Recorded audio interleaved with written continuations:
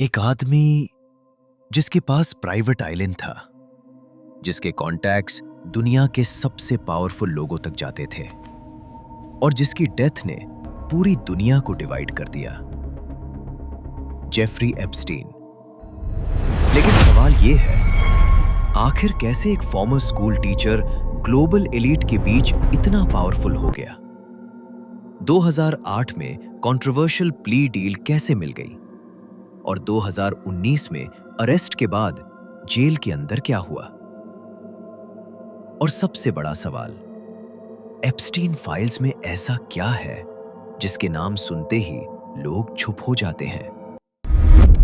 Jeffrey Epstein का जन्म 1903 में ब्रुकलिन, न्यूयॉर्क में हुआ। मिडिल क्लास फैमिली, कोई रॉयल बैकग्राउंड नहीं, कोई बिलियनर इनहेरिटेंस नहीं। रिपोर्ट्स के मुताबिक उन्होंने कूपर यूनियन अटेंड किया, फिर NYU। डिग्री कंप्लीट नहीं हुई। फिर भी वो 1970 में एक प्रेस्टिजियस मैनहट्टन स्कूल में मैथ टीचर बन गए। यहां से कहानी इंटरेस्टिंग हो जाती है।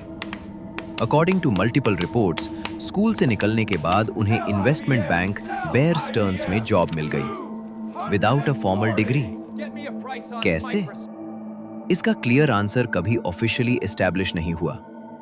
बेयर स्टर्न्स में उन्होंने हाई नेटवर्थ क्लाइंट्स हैंडल किए। यहीं से उनका एक्सेस शुरू हुआ। Wealthy individuals, private finance, elite networking.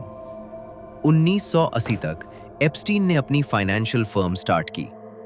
Clients कौन थे? एग्जैक्ट डिटेल्स कभी फुल्ली पब्लिक नहीं हुए। उनका इमेज था फाइनेंशियल जीनियस फॉर बिलियनर्स, लेकिन डॉक्यूमेंट्स के हिसाब से उनकी वेल्थ के एग्जैक्ट सोर्स पर हमेशा सवाल रहे। ये ट्रांजिशन टीचर से वॉल स्ट्रीट इनसाइडर सिर्फ करियर ग्रोथ नहीं था, ये इन्फ्लुएंस का फाउंडेशन था। और अब कहानी एंटर करती है एलीट सर्कल में। 1990 तक एप्स्टीन न्यूयॉर्क के सोशल एलीट में रेगुलर फेस बन चुके थे। रिपोर्ट्स और फोटोग्राफ्स के मुताबिक उनका एसोसिएशन देखा गया with several high profile personalities, including former US president Bill Clinton, Prince Andrew, Duke of York, business figures, academics, philanthropists. Important clarification, documents में किसी का नाम मेंशन होना और किसी पर चार्ज लगना दोनों अलग चीजें हैं। एप्स्टीन का Manhattan town house reportedly one of the largest private residences था। प्राइवेट जेट, जिसे मीडिया ने लोलीता एक्सप्रेस निकनेम दिया, और सबसे कंट्रोवर्शियल, US वर्जिन आइलैंड्स में उनका private island. Public image, wealthy financier, philanthropic donor, science funding supporter. Hidden allegations, 2000s के mid तक फ्लोरिडा में अंडर एज गर्ल्स के एक्सप्लॉयटेशन की रिपोर्ट्स सामने आने लगी। यहां से कहानी डार्क हो जाती है। लेकिन 2005 में जो हुआ वो पब्लिक के लिए पहला शॉक था। 2005 में फ्लोरिडा पुलिस को कंप्लेंट मिलती है। According to court records, allegations were made that Epstein had paid a minor for sexual acts. Investigation शुरू होती है। मल्टीपल alleged victims आइडेंटिफाई किए जाते हैं। Federal prosecutors reportedly prepared a serious case. लेकिन 2008 में जो आउटकम आया उसने सबको हैरान कर दिया। एप्स्टीन ने एक प्ली डील एक्सेप्ट किया। He pleaded guilty to state charges of procuring a minor for prostitution. Federal charges drop कर दिए गए as part of a non-prosecution agreement. Result: 13 months in jail. Work release privilege. Allegedly वो दिन में office जा सकते थे। पब्लिक आउटरेज एक्सप्लोड हो गया। क्रिटिक्स ने इस डील को टू लीनियंट कहा। विक्टिम्स के लॉयर्स ने कहा कि उन्हें अग्रीमेंट के बारे में टाइमली इन्फॉर्म नहीं किया गया। Years later, फेडरल कोर्ट ने एक्नॉलेज किया that victims were not properly notified under the Crime Victims Rights Act. ये लीगल लूपहोल सिर्फ एक केस नहीं था, ये ट्रस्ट का फ्रैक्चर था। और फिर साइलेंस, ऑलमोस्ट एक डेकेड तक। लेकिन 2019 में सब वापस उठ खड़ा हुआ। जुलाई 2019, Federal authorities arrest Jeffrey Epstein at Teterboro Airport. Charges: sex trafficking of minors in New York and Florida. According to indictment documents, alleged incidents 2002 से 2005 के बीच के थे। इस बार केस फेडरल लेवल पर था और बेल डिनाई कर दी गई। मीडिया फ्रेंजी शुरू हो गया। ओल्ड फोटोग्राफ्स रीसर्फेस्ड, पास्ट कनेक्शंस दोबारा स्क्रूटिनाइज होने लगे। पब्लिक का मूड क्लियर था, इस बार अकाउंटेबिलिटी होनी चाहिए। लेकिन फिर 10 अगस्त 2019, breaking news, Jeffrey Epstein found unresponsive in his jail cell. Official ruling, medical examiner ने डेथ को सुइसाइड बाय हैंगिंग क्लासिफाई किया, लेकिन सर्कमस्टांसेस ने क्वेश्चंस रेज किए। सेलमेट ट्रांसफर हो चुका था, security cameras reportedly malfunctioned, guards allegedly did not check on him as required. Department of justice ने इन्वेस्टिगेशन लॉन्च की। 2 guards were charged for falsifying records, though later developments led to dropped charges under agreements. Conspiracy theories internet पर wild fire की तरह spread हो गई। कुछ लोग believe करते हैं कि पावरफुल इंडिविजुअल्स को प्रोटेक्ट करने के लिए ये हुआ, लेकिन ऑफिशियली कोई एविडेंस पब्लिकली एस्टैब्लिश नहीं हुआ जो होमिसाइड कंफर्म करे।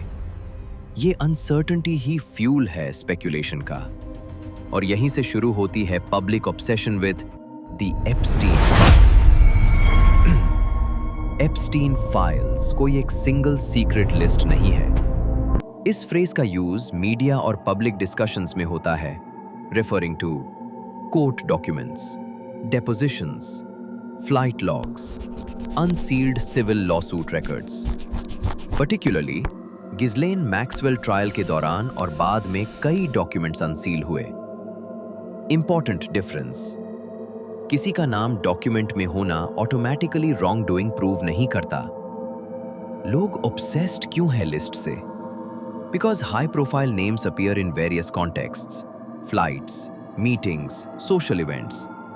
लेकिन court documents clearly show difference between mentioned, accused, charged, और ये डिस्टिंक्शन इग्नोर करना डेंजरस हो सकता है। पब्लिक डिस्कोर्स में कई हाई प्रोफाइल फिगर्स के नाम मेंशन हुए। क्लैरिफिकेशन जरूरी है। ए, मेंशन्ड इन डॉक्यूमेंट्स, कुछ लोग फ्लाइट लॉग्स या कॉन्टैक्ट बुक्स में लिस्टेड थे। इसका मतलब सिर्फ एसोसिएशन हो सकता है, not criminal conduct.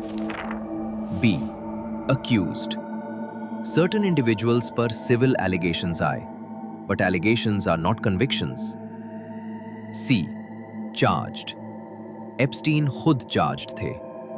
Ghislaine Maxwell later convicted in 2021 on federal sex trafficking charges.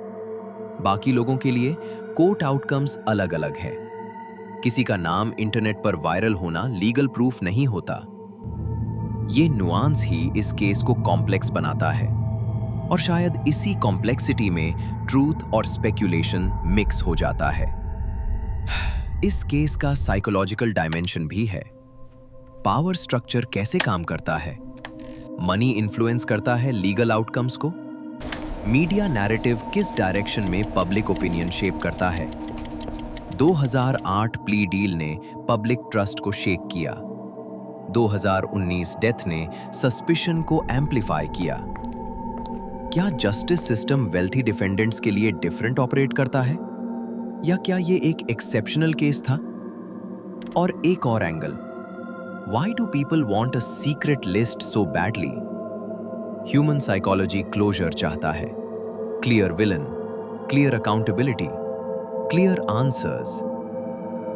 लेकिन real world legal systems messy होते हैं, डॉक्यूमेंट्स अनसील होते रहते हैं, इन्वेस्टिगेशंस इवॉल्व होती हैं, स्पेक्यूलेशन फास्ट ट्रैवल करता है, truth often slow. Jeffrey Epstein मर चुका है, officially ruled suicide, federal charges untested in court, victims की स्टोरीज डॉक्यूमेंटेड हैं, लीगल बैटल्स ऑनगोइंग हैं इन सिविल कोर्ट्स। लेकिन कई लोगों के लिए केस इनकम्प्लीट फील होता है।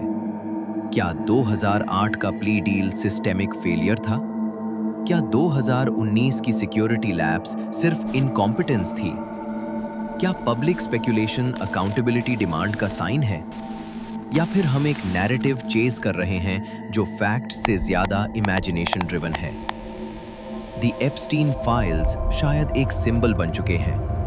Power versus justice, wealth versus accountability, transparency versus secrecy. और फाइनल सवाल आपके लिए, क्या हम सच में ट्रूथ चाहते हैं या हम एक ड्रामेटिक एक्सप्लेनेशन चाहते हैं जो सब गैप्स फिल कर दे? कमेंट्स में बताएं, आपके हिसाब से इस केस का सबसे ट्रबलिंग एस्पेक्ट क्या है? जस्टिस सिस्टम, पॉलिटिकल कनेक्शंस या पब्लिक डिस्ट्रस्ट?